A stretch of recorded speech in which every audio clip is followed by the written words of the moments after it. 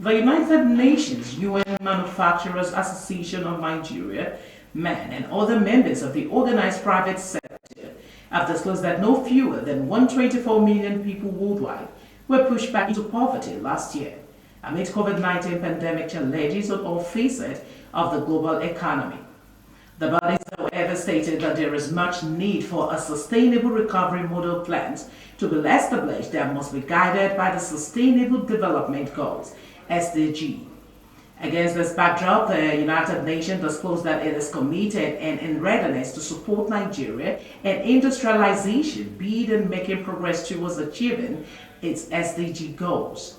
UN Deputy Secretary General on Sustainable Development Goals, Amina Mohammed, at a virtual event with men and other OPS in Lagos State, that the UN Secretary General has put in place a double compact special initiative dedicated to promoting sustainable businesses. She urged men to engage with the double compact initiative in the context of the new African strategy so that business can effectively have a sustainable recovery for Nigeria and the continent.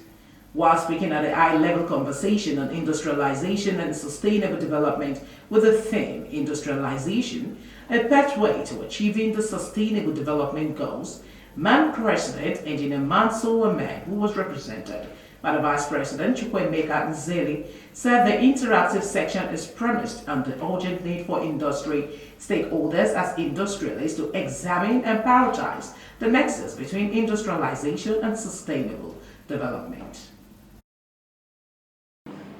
Nigeria also stands to benefit greatly from the African Continental Free Trade Area, which will improve the quality of goods and services and increase Nigeria's competitiveness in national and international markets. MAN's support will be crucial in ensuring Nigeria takes profit from the fourth industrial revolution by accelerating digital expansion and promoting green industries while participating in the third industrial development decade for Africa. The choice of such a contemporary theme as industrialization, the pathway to achieving the United Nations Sustainable Development Goals, cannot be more apposite at any time than now, for two critical reasons. First, the global community, including Nigeria, we are just coming out of COVID-19, which has taught us a lot of lessons that we need to do a lot of engineering. And secondly, for Nigeria, we were 61 recently, and when this country became independent, the dream of industrialization was put in place. Partners from the print, electronic, and digital world.